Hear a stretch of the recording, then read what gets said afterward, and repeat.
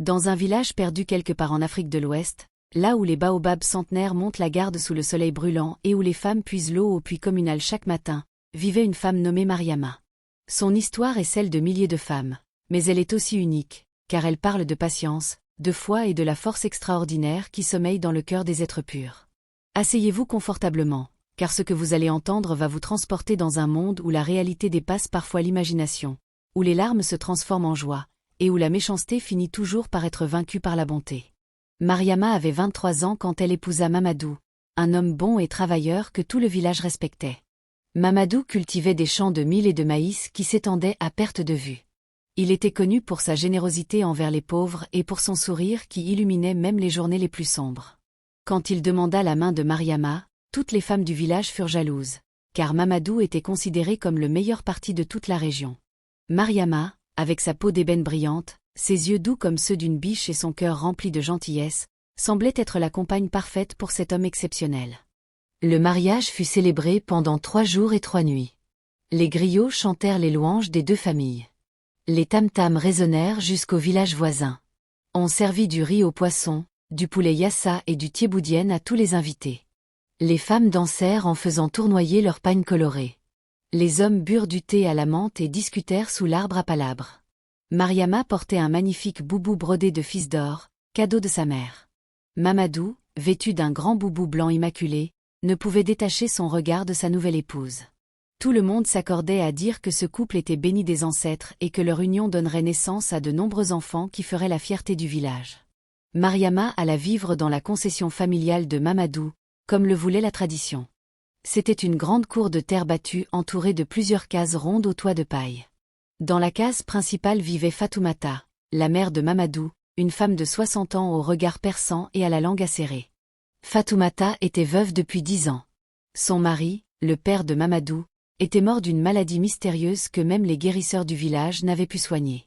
Depuis ce jour, Fatoumata avait reporté toute son attention et tout son amour possessif sur son fils unique. Elle le considérait comme sa propriété, son bien le plus précieux, et voyait d'un mauvais œil toute femme qui pourrait s'interposer entre elle et son enfant. Les premiers mois, Fatoumata fit semblant d'accepter Mariama. Elle lui souriait quand Mamadou était présent, lui parlait avec douceur, faisait même parfois semblant de la complimenter sur sa cuisine ou sur la propreté de la case qu'elle partageait avec son mari. Mais dès que Mamadou partait au champ à l'aube, le masque de gentillesse tombait. Fatoumata devenait une autre personne, froide, méchante, calculatrice. Elle trouvait toujours quelque chose à reprocher à Mariama. Le riz était trop cuit ou pas assez. Le sol n'était pas assez propre. Les habits n'étaient pas bien lavés. La sauce manquait de sel ou au contraire était trop salée. Rien n'était jamais parfait aux yeux de cette belle-mère tyrannique. Mariama supportait tout en silence.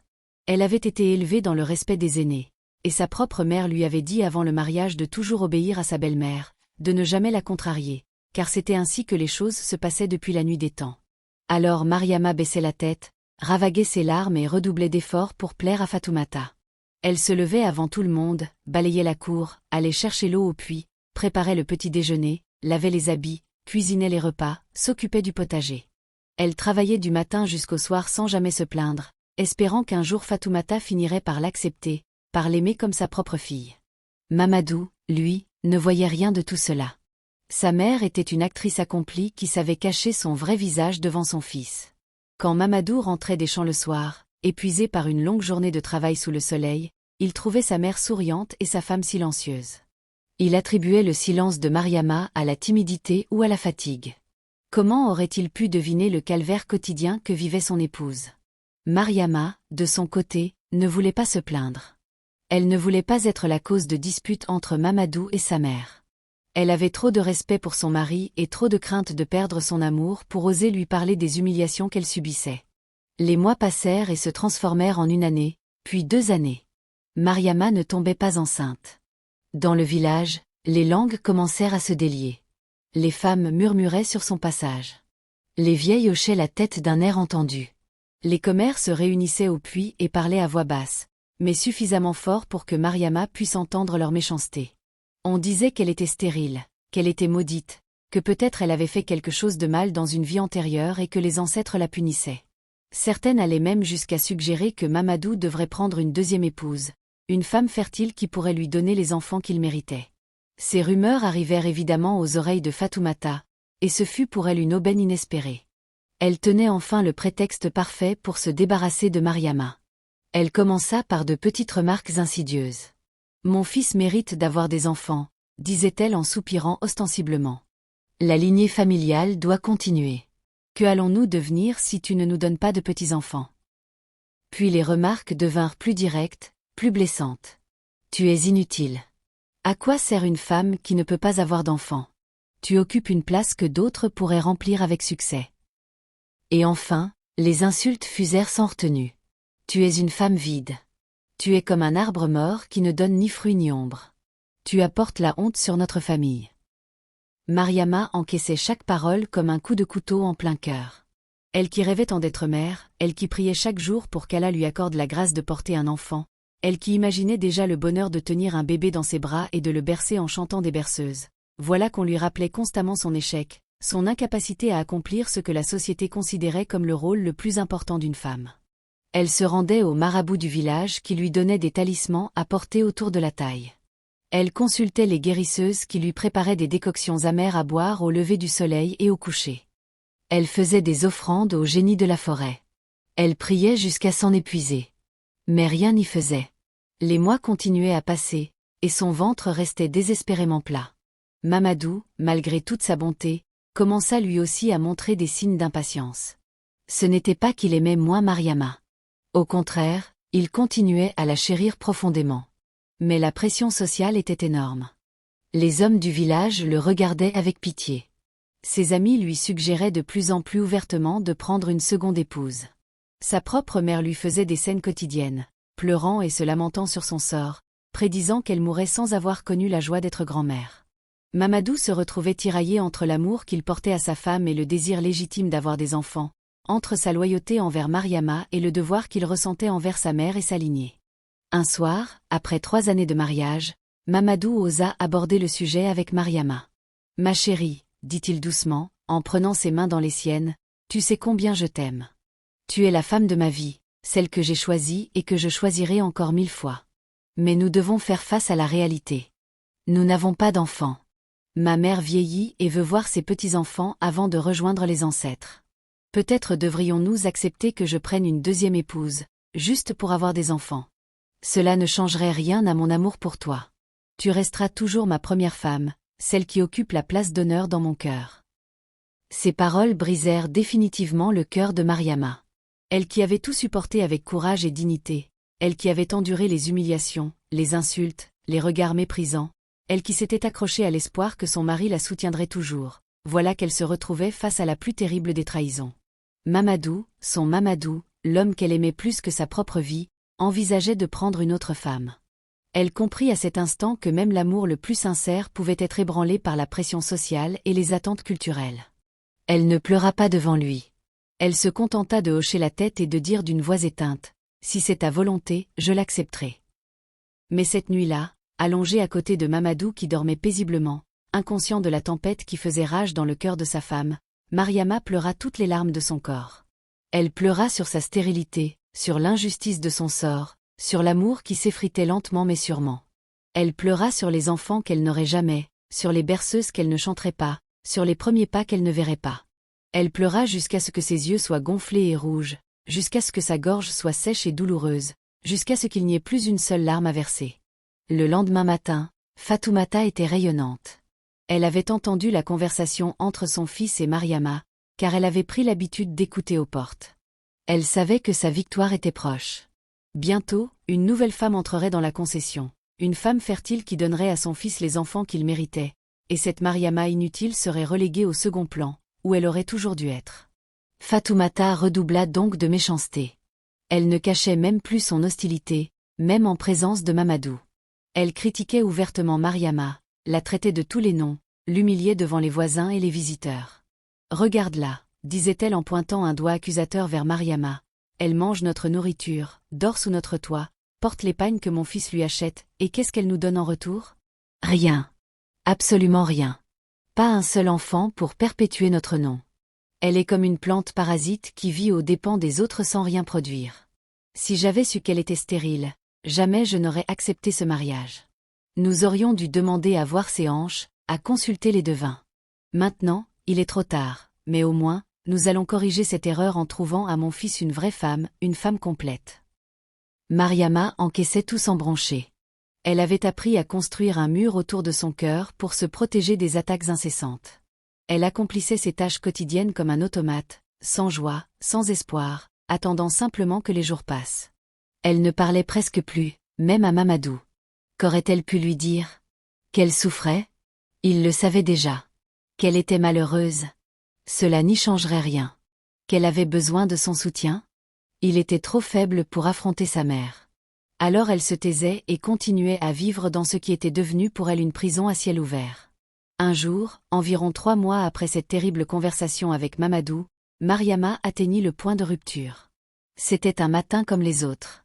Elle s'était levée avant l'aube, avait balayé la cour, était allée chercher l'eau au puits malgré la moquerie des autres femmes qui ricanaient sur son passage, avait préparé le petit déjeuner. Mais quand elle servit la bouillie de mil à Fatoumata, celle-ci la jeta par terre en hurlant qu'elle était trop chaude, trop froide, ou trop je ne sais quoi. Ce n'était pas la première fois que cela arrivait, mais ce matin-là, quelque chose se brisa définitivement en Mariama. Sans un mot, sans même prendre le temps de ramasser les dégâts, Mariama se leva et sortit de la concession. Elle marcha à travers le village, sourde aux salutations des uns et aux remarques désobligeantes des autres. Elle marcha jusqu'à la limite du village, là où commençait la brousse. Elle marcha encore, suivant un chemin qu'elle ne connaissait pas, guidée uniquement par un instinct profond, un besoin viscéral de s'éloigner de tout, de tous, de cette vie qui n'était plus vraiment une vie. Elle marcha jusqu'à atteindre la forêt sacrée, cette forêt dense et mystérieuse, où selon les légendes du village, vivaient les génies et les esprits des ancêtres. Personne ne s'aventurait dans cette forêt sans raison valable. On racontait qu'elle était habitée par des créatures surnaturelles qui pouvaient aider ou punir les humains selon leur humeur et selon la pureté de cœur des visiteurs. Les chasseurs évitaient d'y poser leurs pièges. Les cueilleuses de bois mort contournaient ses frontières. Même les animaux semblaient respecter un certain équilibre à l'orée de ces arbres centenaires aux racines noueuses qui s'enfonçaient profondément dans la terre rouge d'Afrique. Mais Mariama n'avait plus peur de rien. Ou plutôt, sa douleur était tellement grande qu'elle supplantait toute autre émotion, toute autre considération. Elle pénétra dans la forêt et marcha jusqu'à trouver un grand arbre au tronc large comme 3 hommes. Elle s'assit au pied de cet arbre, le dos appuyé contre l'écorce rugueuse, et là, enfin, elle laissa libre cours à sa peine. Elle pleura comme elle n'avait jamais pleuré auparavant. Elle pleura sur toutes les injustices qu'elle avait subies, sur tous les rêves brisés, sur tous les espoirs anéantis. Elle pleura pour la petite fille qu'elle avait été, innocente et joyeuse, qui ne savait pas encore que la vie pouvait être si cruelle. Elle pleura pour la jeune mariée pleine d'espoir qui croyait au bonheur éternel. Elle pleura pour la femme qu'elle était devenue, brisée, humiliée, vidée de toute sa substance. Ses sanglots résonnaient dans la forêt silencieuse. Les oiseaux s'étaient tus. Le vent lui-même semblait retenir son souffle. On aurait dit que toute la nature se recueillait devant la détresse de cette femme au cœur pur qui avait trop enduré. Mariama pleurait tellement qu'elle ne remarqua pas immédiatement la présence qui s'était matérialisée devant elle. Ce ne fut que lorsqu'une ombre tomba sur son visage qu'elle leva les yeux, encore brouillés de larmes, et découvrit une femme debout à quelques pas d'elle. Cette femme était différente de toutes celles que Mariama avait pu voir dans sa vie. Elle était grande et mince, avec une peau qui semblait briller d'une lumière intérieure. Ses yeux étaient d'un noir profond, mais remplis d'une sagesse et d'une bonté infinie. Elle portait un pagne blanc immaculé qui flottait autour d'elle comme s'il était fait de nuages. Ses cheveux étaient tressés en motifs complexes qui formaient presque une couronne autour de sa tête. Elle dégageait une aura de paix et de sérénité qui contrastait étrangement avec l'agitation qui régnait dans le cœur de Mariama. Et surtout, elle souriait, d'un sourire doux et compatissant qui réchauffait comme le soleil après une longue saison des pluies. Mariama essuya rapidement ses larmes, gênée d'avoir été surprise dans un moment de faiblesse. Elle voulut se lever pour saluer cette femme selon les règles de politesse, mais ses jambes refusèrent de lui obéir. La femme leva une main dans un geste apaisant et s'assit à côté d'elle sur une racine qui semblait avoir poussé à cet instant précis pour lui servir de siège. Un silence confortable s'installa entre elles, pas un silence gêné ou pesant, mais plutôt un silence réparateur, le genre de silence qui permet à l'âme de se reposer. Finalement, ce fut la femme mystérieuse qui parla en premier. Sa voix était mélodieuse, apaisante, comme le murmure d'un ruisseau ou le chant du vent dans les feuilles. « Ma fille, dit-elle, et ces 2 mots simples contenaient toute la tendresse et toute la compassion du monde. Pourquoi verses-tu tant de larmes dans cette forêt sacrée?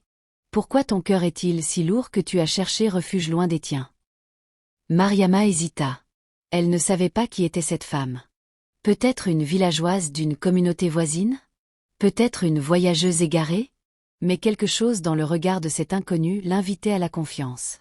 Alors, pour la première fois depuis des années, Mariama ouvrit son cœur et raconta toute son histoire.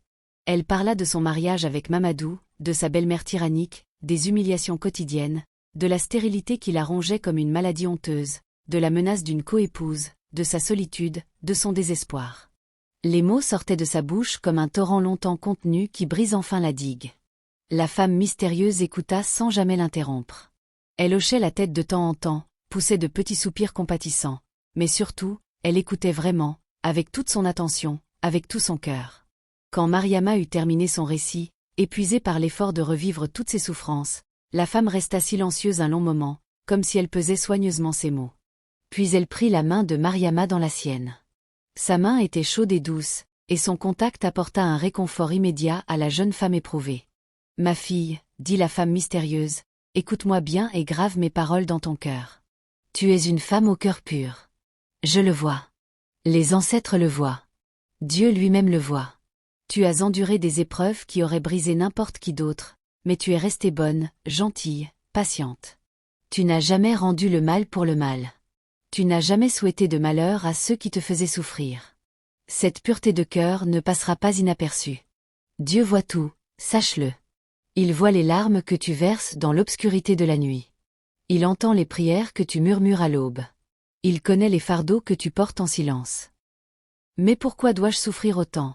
Demanda Mariama d'une voix brisée. Que ai-je fait pour mériter un tel sort? Pourquoi suis-je punie alors que je n'ai fait de mal à personne? La femme mystérieuse sourit avec tristesse. Tu n'es pas punie, mon enfant. Tu es testée. Dieu teste ceux qu'il aime, pour fortifier leur foi, pour purifier leur âme, pour les préparer aux bénédictions qui les attendent. L'or doit passer par le feu pour révéler sa vraie valeur. Le diamant doit être taillé et poli pour briller de tous ses feux. De même, l'âme humaine doit parfois traverser les ténèbres pour apprécier pleinement la lumière. Tes souffrances ne sont pas vaines. Elles font de toi une femme meilleure, plus forte, plus sage, plus compatissante envers ceux qui souffrent. Mais je suis fatiguée, murmura Mariama. Je ne sais pas combien de temps encore je pourrai tenir. Mon cœur est brisé. Mon espoir est mort. Je ne vois plus aucune raison de continuer. La femme mystérieuse serra la main de Mariama avec plus de force. Ne dis jamais cela. Il y a toujours une raison de continuer, même quand on ne la voit pas encore. Je vais te confier un secret que peu de gens connaissent. Dieu est avec les patients. Ceux qui savent attendre, ceux qui gardent foi malgré les épreuves, ceux qui continuent à espérer même quand tout semble perdu, ce sont ceux-là que Dieu récompense au-delà de toute imagination. Alors sois patiente, ma fille. Continue à croire. Continue à espérer. Continue à être cette femme au cœur pur que tu es. Ta récompense viendra, et elle sera si grande que tu oublieras toutes tes souffrances passées. Quand? Demanda Mariama avec l'énergie du désespoir. Quand est-ce que cela arrivera? La femme mystérieuse se leva gracieusement. Elle posa une main sur la tête de Mariama dans un geste de bénédiction. Plutôt que tu ne le penses, dit-elle d'une voix qui semblait venir de très loin et de très près à la fois. Retourne chez toi maintenant. Garde foi. Sois patiente. Dieu te récompensera. N'oublie jamais, Dieu est avec les patients. Et sur ces mots, la femme mystérieuse recula de quelques pas. Un instant, elle était là, claire et distincte. L'instant d'après, elle se fondait dans les ombres de la forêt, comme si elle n'avait jamais existé, comme si elle n'avait été qu'une vision, un rêve éveillé. Mariama cligna des yeux, regarda autour d'elle, mais la femme avait complètement disparu. Il ne restait plus trace de sa présence, si ce n'est une sensation de paix qui avait envahi le cœur de Mariama, une petite flamme d'espoir qui s'était rallumée au plus profond de son être. Mariama resta assise encore quelques minutes sous le grand arbre, essayant de comprendre ce qui venait de se passer.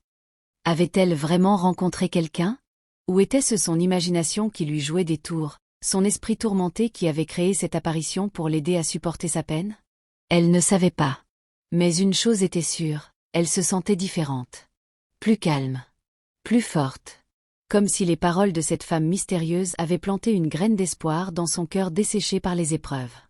Elle se leva, épousseta son pagne, et reprit le chemin du village. Le soleil était maintenant haut dans le ciel. Elle avait dû passer plusieurs heures dans la forêt sans s'en rendre compte. En approchant de la concession, elle s'attendait à être accueillie par les cris et les reproches de Fatoumata. Mais étrangement, personne ne semblait s'être inquiété de son absence.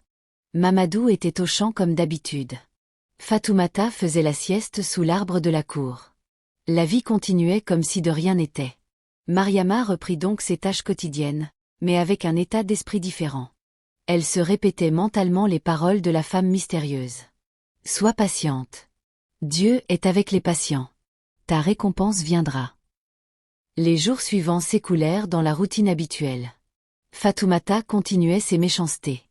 Mariama continuait à tout endurer en silence. Mamadou continuait à travailler au champ sans vraiment voir ce qui se passait sous son propre toit.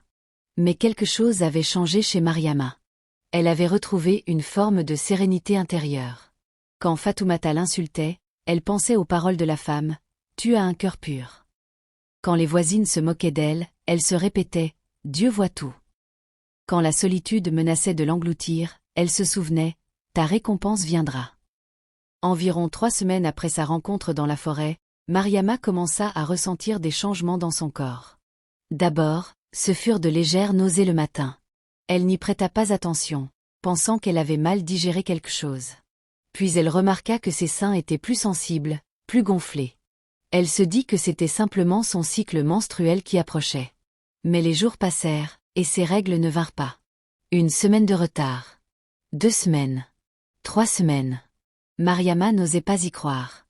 Elle avait été déçue tant de fois auparavant, avait espéré tant de fois pour rien, qu'elle refusait de se laisser emporter par l'espoir. Mais son corps continuait à lui envoyer des signaux. Les nausées matinales s'intensifièrent. Elle se sentait fatiguée tout le temps. Certaines odeurs qui ne la dérangeaient pas auparavant lui donnaient maintenant envie de vomir. Et surtout, il y avait ce retard persistant de ses règles. Après 6 semaines de retard, Mariama ne put plus nier l'évidence. Elle consulta discrètement la sage-femme du village, une vieille femme qui avait mis au monde 3 générations de bébés. La sage-femme examina Mariama, lui posa des questions, palpa son ventre, et finalement, un large sourire illumina son visage ridé. « Ma fille, dit-elle d'une voix tremblante d'émotion, tu es enceinte. Après toutes ces années, tu es enfin enceinte. Dieu a entendu tes prières. » Mariama resta figée sur place, incapable de parler, incapable de bouger, incapable même de respirer. Enceinte. Elle était enceinte. Après 3 longues années d'attente, de prières, de larmes, de désespoir, elle portait enfin un enfant dans son ventre. Les paroles de la femme mystérieuse résonnèrent dans son esprit. Ta récompense viendra plus tôt que tu ne le penses. 3 mois. Il ne s'était écoulé que 3 mois depuis cette rencontre dans la forêt, et déjà la promesse se réalisait. Mariama éclata en sanglots, mais cette fois, c'étaient des larmes de joie, des larmes de soulagement, des larmes de gratitude envers Dieu qui ne l'avait pas abandonnée. La sage-femme la serra dans ses bras, pleurant elle aussi.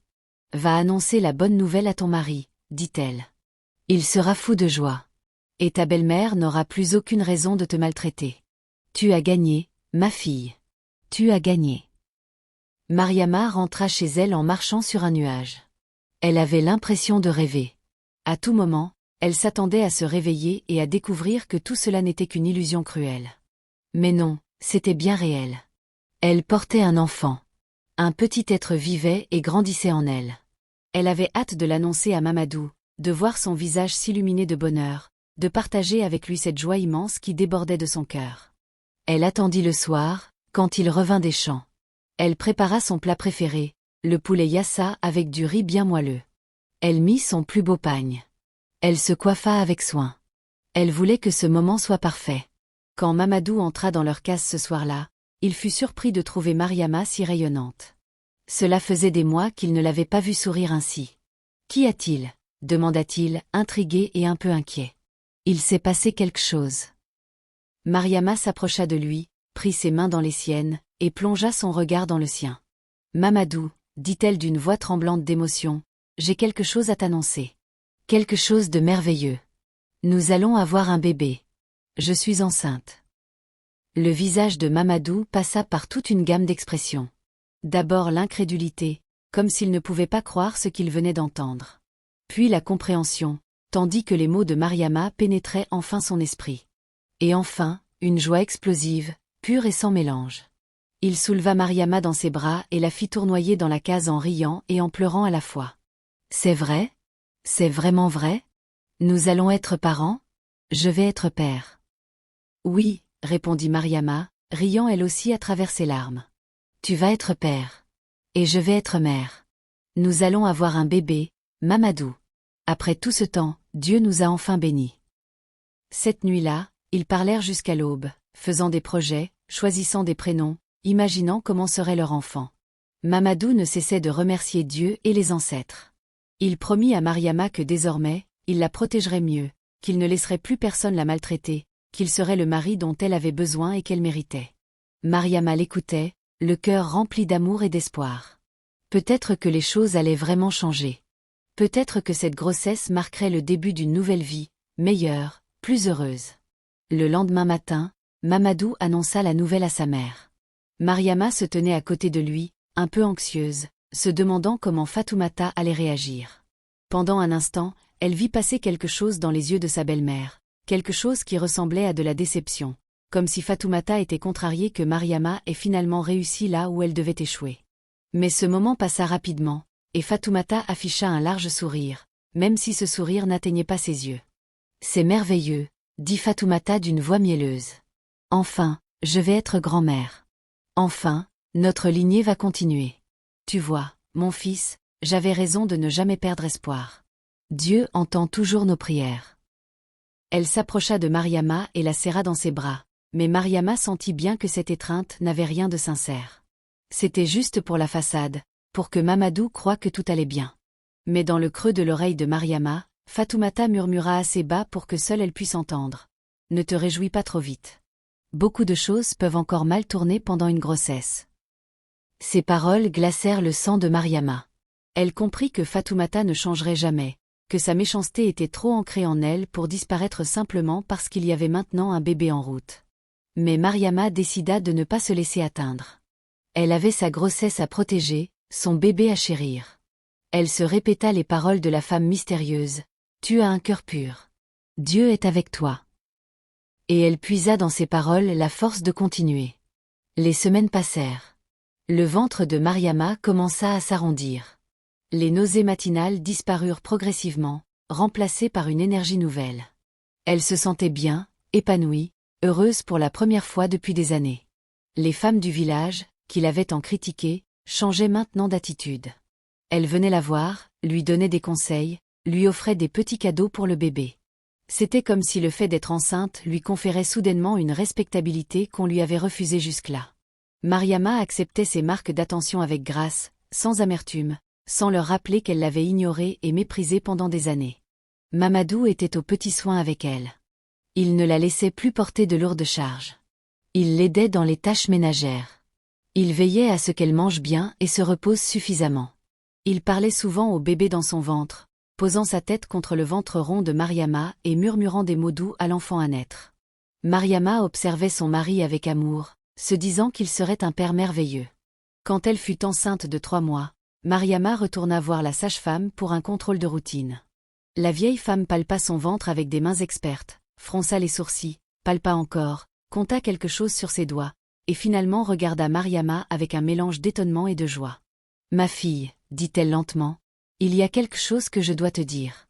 Quelque chose d'extraordinaire. » Le cœur de Mariama se serra. « Qu'est-ce qu'il y a ? Le bébé va bien. » « Le bébé va bien, » répondit la sage-femme avec un sourire mystérieux. « Les bébés, devrais-je dire. »« Les bébés » répéta Mariama, ne comprenant pas. « Que veux-tu dire ?» La sage-femme prit les mains de Mariama dans les siennes. « Ma fille, tu ne portes pas un seul enfant. Tu portes des jumeaux. »« Non, attends, laisse-moi vérifier encore une fois. » Elle palpa le ventre de Mariama avec plus d'attention, content et recontent. Puis elle leva les yeux, et son visage rayonnait d'émerveillement. « Ce ne sont pas des jumeaux. Tu portes des triplés. 3 bébés. 2 garçons et une fille, si je ne me trompe pas. » Mariama crut défaillir. « 3 bébés. Elle portait 3 bébés. 3 enfants à la fois. C'était inconcevable, incroyable, miraculeux. Les triplés étaient extrêmement rares. Dans toute l'histoire du village, on ne se souvenait que de 2 ou 3 cas de grossesse multiples, et jamais de triplés. C'était considéré comme une bénédiction extraordinaire des ancêtres, un signe que Dieu avait posé son regard avec faveur sur une famille. Et cela arrivait à elle, Mariama, la femme que tout le monde avait considérée comme stérile et maudite. « Tu es sûre ?» demanda Mariama d'une voix étranglée. « Tu es vraiment sûre ?» « Aussi sûre qu'on peut l'être sans les machines modernes des hôpitaux de la ville, » répondit la sage-femme. « Mais j'ai mis au monde assez de bébés dans ma vie pour reconnaître une grossesse multiple quand j'en palpe une. Tu portes 3 enfants, ma fille. Dieu t'a récompensé au-delà de toute mesure pour ta patience et ta foi. » Mariama pensa immédiatement à la femme mystérieuse de la forêt. « Ta récompense sera si grande que tu oublieras toutes tes souffrances passées, » avait-elle dit. Et elle avait eu raison. 3 bébés. Après 3 années de stérilité, après toutes les humiliations et les souffrances, Dieu lui donnait non pas un, mais 3 enfants d'un coup. C'était comme si toutes les prières qu'elle avait faites, toutes les larmes qu'elle avait versées, tous les sacrifices qu'elle avait consentis, étaient soudainement exaucés et récompensés de la manière la plus spectaculaire possible. Cette fois, quand elle annonça la nouvelle à Mamadou, il resta sans voix pendant plusieurs minutes. Puis il éclata de rire, un rire de pur bonheur, et serra Mariama contre lui avec une tendresse infinie. 3 enfants, répétait-il inlassablement. 3 enfants à la fois. Nous allons être les parents de 3 bébés. Comment est-ce possible? Comment avons-nous mérité une telle bénédiction? C'est Dieu, répondit simplement Mariama. Dieu récompense les patients. La nouvelle se répandit dans le village comme une traînée de poudre. Tout le monde voulait voir Mariama, la toucher, comme si sa bénédiction pouvait déteindre sur eux. Les femmes qui l'avaient méprisée venaient maintenant lui présenter leurs excuses. Les vieilles du village venaient la bénir et lui donner des conseils pour porter et élever des triplés. Le chef du village lui-même vint rendre visite à la concession pour féliciter la famille et offrir ses bénédictions. C'était comme si toute la communauté voulait se racheter pour les années de mépris et d'exclusion dont Mariama avait été victime. Fatoumata, quant à elle, ne savait plus où se mettre. Elle avait passé des années à humilier Mariama pour sa stérilité. Et voilà que celle-ci portait maintenant 3 enfants, un honneur que même elle-même, Fatoumata, n'avait pas connu puisqu'elle n'avait eu qu'un seul fils. Elle essaya de cacher sa jalousie et sa frustration derrière un masque de joie, mais Mariama voyait bien la vérité dans ses yeux. Pourtant, Fatoumata n'osait plus maltraiter sa belle-fille ouvertement. Mamadou était devenu beaucoup plus attentif depuis qu'il avait appris la grossesse, et surtout, le village entier avait les yeux tournés vers Mariama. Personne ne tolérerait maintenant qu'on maltraite la femme bénie qui portait des triplés. Les mois de grossesse s'écoulèrent paisiblement. Mariama grossissait à vue d'œil, son ventre s'arrondissant de manière impressionnante pour accueillir 3 bébés. Elle avait parfois du mal à marcher, à dormir, à respirer, tant le poids était important. Mais elle ne se plaignait jamais. Chaque coup de pied, chaque mouvement des bébés dans son ventre était une source de joie infinie. Elle passait des heures à caresser son ventre, à parler à ses enfants, à leur chanter des berceuses. Elle savait déjà qu'elle les aimerait de tout son cœur, qu'elle ferait tout pour eux, qu'elle serait la meilleure mère possible. Mamadou préparait la concession pour l'arrivée des bébés. Il construisit une nouvelle case plus grande pour leur famille. Il acheta des pagnes pour faire des couches et des vêtements pour les nouveau-nés. Il fit des provisions de nourriture pour que Mariama ne manque de rien après l'accouchement. Il consultait régulièrement la sage-femme pour s'assurer que tout se passait bien. Il était un homme transformé, plus mature, plus responsable, plus conscient de la chance qu'il avait d'avoir une femme comme Mariama. Quand Mariama entra dans son 9e mois de grossesse, la sage-femme décida de rester dans la concession. Les accouchements de grossesse multiples pouvaient être compliqués, et elle voulait être là au cas où les bébés décideraient d'arriver avant terme. Elle préparait des décoctions de plantes pour faciliter le travail, des cataplasmes pour apaiser les douleurs, des tisanes pour donner de la force à Mariama. Elle expliquait à Mamadou et à Fatoumata ce qu'il faudrait faire, comment aider, quoi préparer. Un matin, alors que le soleil se levait à peine, Mariama ressentit les premières contractions. C'était un mois avant la date prévue, mais la sage-femme avait averti que les grossesses multiples avaient tendance à se terminer plus tôt. Les douleurs étaient intenses, beaucoup plus fortes que ce que Mariama avait imaginé. Mais elle se souvenait des paroles de la femme mystérieuse. « Tu es forte. Tu peux tout endurer. » Alors elle respira profondément, se concentra, et laissa son corps faire le travail pour lequel il avait été conçu. L'accouchement dura toute la journée et une partie de la nuit. C'était un travail long et épuisant. Mariama hurlait de douleur à chaque contraction, mais entre deux contractions, elle puisait dans une réserve de force qu'elle ne savait pas posséder. La sage-femme l'encourageait, lui disait de pousser, de respirer, de tenir bon. Mamadou était à l'extérieur de la case, faisant les 100 pas, priant et s'inquiétant. Fatoumata, malgré tous ses défauts, se révéla utile en apportant de l'eau chaude et des linges propres. Le premier bébé naquit quand la lune était haute dans le ciel. C'était un garçon, vigoureux et bruyant, qui poussa un cri perçant dès qu'il sortit du ventre de sa mère. La sage-femme le nettoya rapidement, coupa le cordon ombilical, et le déposa sur la poitrine de Mariama. Pendant une fraction de seconde, Mariama oublia toute la douleur en regardant le petit visage fripé de son fils. Il était parfait. Mais elle n'avait pas le temps de s'attendrir, car les contractions reprenaient déjà pour le deuxième bébé. Le deuxième bébé, une fille, naquit environ 1 heure plus tard. Elle était plus petite que son frère, mais tout aussi vivante et active. Ses petits poings s'agitaient dans l'air comme si elle protestait déjà contre ce monde nouveau dans lequel on l'avait projetée. Mariama la regarda et sentit son cœur se gonfler d'amour. Une fille. Elle avait une fille. Elle pourrait lui transmettre tout ce qu'elle savait, la protéger, l'aimer, lui enseigner à être une femme forte et digne. Le troisième bébé, un autre garçon, naquit juste avant l'aube. Il était le plus petit des trois, et pendant un instant terrible, il ne cria pas. La sage-femme le frictionna vigoureusement, lui dégagea les voies respiratoires, et finalement, après ce qui parut une éternité à Mariama, le bébé poussa un petit cri faible. Puis un autre, plus fort. Et enfin, il pleura de toutes ses forces, comme pour rattraper le temps perdu. La sage-femme sourit, soulagée, et le déposa avec ses frères et sœurs sur le ventre de leur mère. Mariama regarda ses 3 enfants, les 3 miracles que Dieu lui avait donnés, et elle pleura. Mais cette fois, ses larmes étaient des larmes de joie pure, de gratitude infinie, d'amour débordant. Elle avait traversé l'enfer pour arriver à ce moment. Elle avait souffert, pleuré, désespéré. Mais maintenant, tenant ses 3 bébés contre elle, elle comprenait que tout cela en avait valu la peine. Chaque humiliation, chaque insulte, chaque nuit passée à pleurer dans l'obscurité, tout cela s'effaçait devant le bonheur immense qui l'envahissait.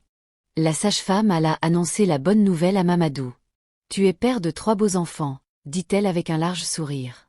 2 garçons et une fille, tous en bonne santé. Ta femme aussi va bien. Elle est épuisée mais heureuse. Tu peux entrer la voir maintenant. Mamadou entra dans la case sur la pointe des pieds, comme s'il avait peur de déranger. Il s'approcha de Mariama et de leur bébé, et son visage se transforma complètement. Toute la fatigue, tout le stress de cette longue journée d'attente disparurent, remplacés par une expression de pur émerveillement. Il s'agenouilla à côté de Mariama et regarda ses enfants avec des yeux remplis de larmes. « Ils sont magnifiques », murmura-t-il d'une voix étranglée par l'émotion. « Tu es magnifique. Tu as fait un miracle, Mariama. Tu m'as donné 3 enfants.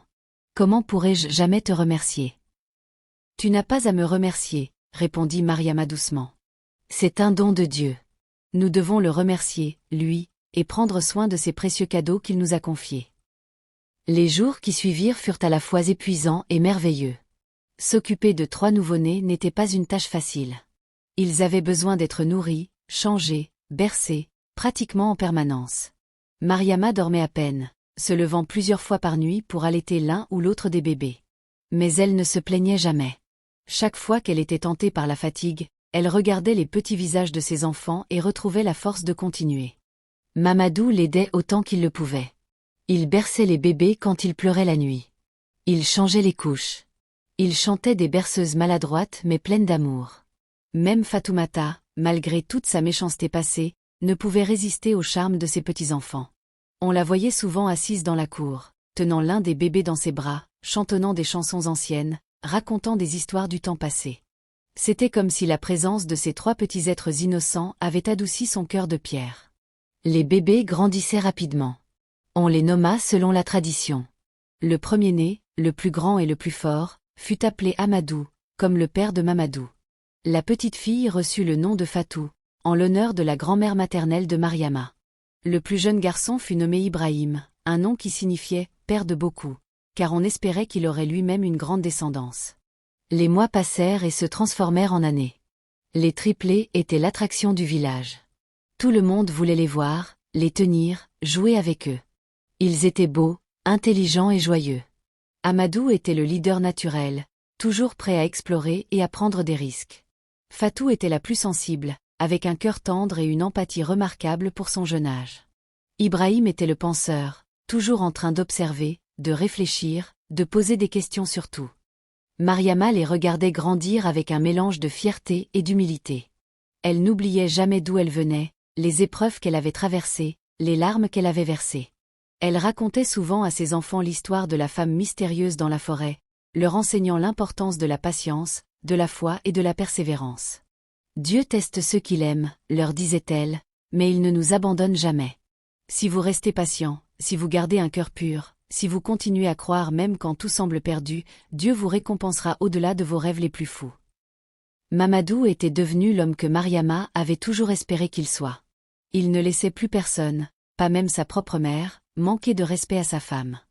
Il travaillait dur pour subvenir aux besoins de sa famille grandissante. Il était un père présent et aimant, passant du temps avec ses enfants, leur enseignant les valeurs importantes, leur transmettant son savoir. Le couple était devenu un modèle dans le village, l'exemple vivant de ce qu'un mariage pouvait être quand il était basé sur l'amour, le respect mutuel et la foi en Dieu. Même Fatoumata avait changé, du moins en surface. Elle ne maltraitait plus Mariama ouvertement. Elle avait compris que sa belle-fille avait gagné le respect et l'admiration de tout le village, et qu'elle-même ne pouvait que perdre en continuant son comportement hostile. De plus, l'amour qu'elle portait à ses petits-enfants l'avait adoucie. Elle passait des heures à jouer avec eux, à leur raconter des histoires, à leur apprendre les traditions de la famille. Parfois, Mariama surprenait un regard étrange de Fatoumata posé sur elle, un mélange de jalousie, de regret et peut-être même d'admiration. Mais Fatoumata était trop orgueilleuse pour s'excuser des années de maltraitance. Mariama, de son côté, avait choisi le pardon. Elle ne gardait pas rancune, car elle savait que la rancune empoisonne l'âme et empêche d'avancer. Un jour, alors que les triplés avaient environ 5 ans, Mariama décida de retourner dans la forêt sacrée. Elle n'y était pas retournée depuis ce jour fatidique où elle avait rencontré la femme mystérieuse. Elle voulait retrouver l'endroit exact, remercier les esprits de la forêt, ou peut-être revoir cette femme qui avait changé sa vie avec quelques paroles de sagesse. Elle laissa les enfants avec Mamadou et Fatoumata, et partit seule, suivant le même chemin qu'elle avait emprunté des années auparavant. Elle retrouva le grand arbre au tronc large où elle s'était assise en pleurant. Elle s'assit au même endroit, le dos contre l'écorce familière, et ferma les yeux. Les souvenirs affluèrent, à la fois douloureux et précieux. Elle se souvint de son désespoir, de sa solitude, de son sentiment d'échec. Et elle compara cette Mariama brisée du passé avec la Mariama d'aujourd'hui, épanouie, heureuse, mère de 3 magnifiques enfants. La transformation était si profonde qu'elle avait presque du mal à croire qu'elle était la même personne. Elle attendit longtemps, espérant que la femme mystérieuse apparaîtrait à nouveau. Mais personne ne vint. La forêt restait silencieuse, paisible. Finalement, Mariama comprit que la femme ne reviendrait pas. Peut-être n'avait-elle jamais vraiment existé physiquement. Peut-être n'était-elle qu'une manifestation de l'espoir qui refusait de mourir au plus profond du cœur de Mariama.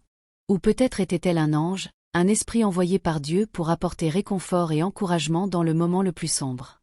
Peu importait finalement.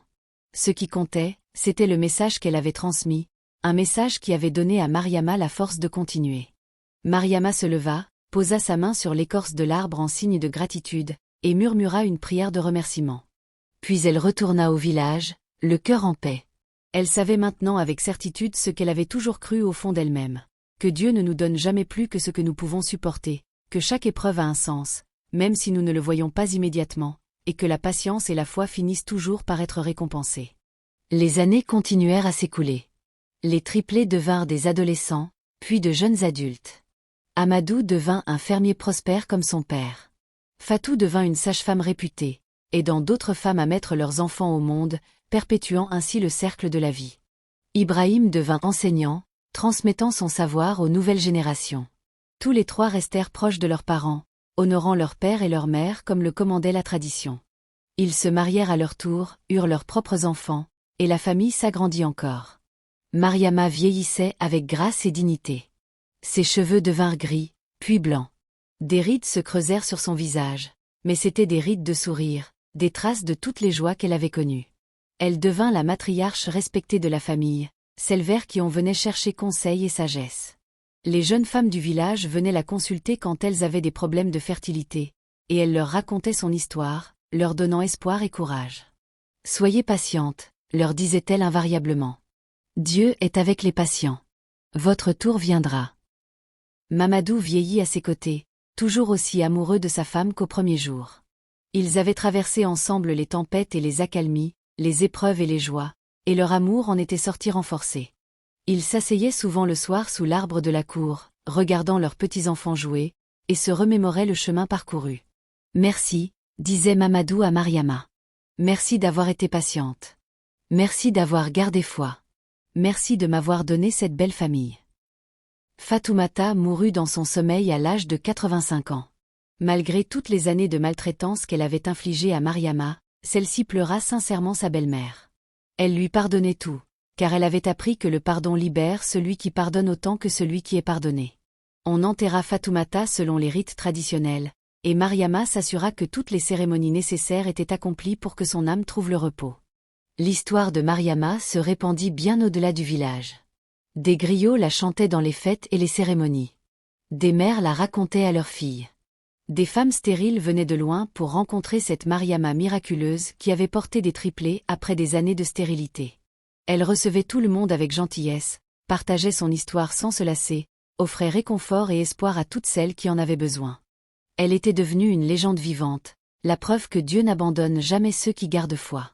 Quand Mariama elle-même devint très vieille, entourée de ses enfants, petits-enfants et arrière-petits-enfants, elle aimait raconter son histoire une dernière fois. Elle parlait de ses années de souffrance, de la cruauté de sa belle-mère, du désespoir qui l'avait poussée dans la forêt ce jour fatidique. Elle parlait de la femme mystérieuse qui lui était apparue, des paroles de sagesse qui avaient changé sa vie. Elle parlait de la grossesse miraculeuse, de la naissance des triplés, de toutes les joies qui avaient suivi. Et elle terminait toujours son récit par les mêmes mots, les paroles sacrées que la femme mystérieuse lui avait dites et qui étaient devenues sa devise de vie. « Souvenez-vous toujours, » disait-elle d'une voix encore forte malgré l'âge, « que vous êtes tous dotés d'un cœur. Certains d'entre vous ont un cœur pur, et Dieu voit cette pureté. Ne laissez jamais les épreuves de la vie corrompre votre âme. Restez bon, restez gentil, restez patient, même quand tout semble perdu.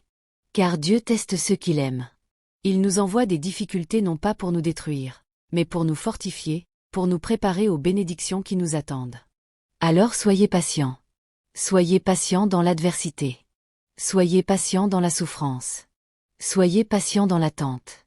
Car Dieu est avec les patients. Il ne les abandonne jamais. Et quand le moment sera venu, il les récompensera au-delà de leurs rêves les plus fous. Mariama mourut paisiblement dans son sommeil à l'âge de 90 ans, entourée de l'amour de toute sa famille. Le village entier pleura sa mort, car elle était aimée et respectée de tous. On l'enterra selon les traditions, et son tombeau devint un lieu de pèlerinage pour les femmes en difficulté qui venaient y prier et demander l'intercession de cette femme sainte qui avait vécu une vie exemplaire de patience, de foi et de pardon. Mais l'histoire de Mariama ne mourut pas avec elle. Elle continua à vivre dans les cœurs et les esprits de tous ceux qui l'avaient connue ou qui avaient entendu parler d'elle. Elle devint une légende, un conte moral que les grands-mères racontaient aux petits-enfants pour leur enseigner les valeurs importantes de la vie. Elle devint un symbole d'espoir pour toutes les femmes qui souffraient, qui étaient maltraitées, qui se sentaient sans valeur. Elle leur rappelait que leur situation actuelle n'était pas leur destination finale, que Dieu avait un plan pour chacun, et que la patience et la foi finissent toujours par triompher. Des générations plus tard, les descendants de Mariama étaient nombreux et prospères. Ils formaient un grand clan respecté dans toute la région, connu pour sa générosité, sa sagesse et sa foi profonde. Et tous, du plus jeune au plus âgé, connaissaient l'histoire de leur ancêtre Mariama, la femme au cœur pur qui avait transformé la souffrance en joie, les larmes en rire, le désespoir en espoir. Ils la racontaient avec fierté, se rappelant mutuellement les leçons importantes qu'elle contenait. Et parfois, quand une jeune femme de la famille traversait des moments difficiles, quand elle se sentait perdue ou découragée, les anciens l'emmenaient à la forêt sacrée, à l'endroit exact où Mariama avait rencontré la femme mystérieuse. Ils s'asseyaient sous le grand arbre, maintenant encore plus vieux et plus imposant, et racontaient l'histoire une fois de plus. Et souvent, en écoutant, la jeune femme sentait la paix descendre sur son cœur troublé. Elle entendait presque la voix de la femme mystérieuse résonner à travers les siècles, répétant ces paroles éternelles de sagesse et de réconfort. « Tu es une femme au cœur pur. Sois patiente. Dieu te récompensera. Dieu est avec les patients. Et avec ces paroles dans son cœur, elle trouvait la force de continuer, de persévérer, de croire. Car si Mariama avait pu surmonter ces épreuves et triompher à la fin, alors elle aussi le pouvait. Si Dieu avait été fidèle à Mariama, il serait fidèle à elle aussi. C'était là la beauté et la puissance de cette histoire. Elle n'était pas simplement un conte du passé. Elle était un message vivant qui continuait à inspirer, à encourager, à donner espoir à chaque nouvelle génération. Ainsi se termine l'histoire de Mariama, la femme stérile qui devint mère de triplés. C'est une histoire de souffrance transformée en joie, d'humiliation transformée en honneur, de désespoir transformé en espoir triomphant. C'est une histoire qui nous rappelle que peu importe combien nos épreuves semblent insurmontables, peu importe combien notre situation semble désespérée, nous ne devons jamais perdre foi. Dieu voit nos larmes. Il entend nos prières. Il connaît nos souffrances. Et au moment approprié, quand nous aurons été suffisamment testés et purifiés, il nous accordera les bénédictions que nous avons attendues avec tant de patience. Car Dieu est avec les patients. Aujourd'hui, demain et pour toujours.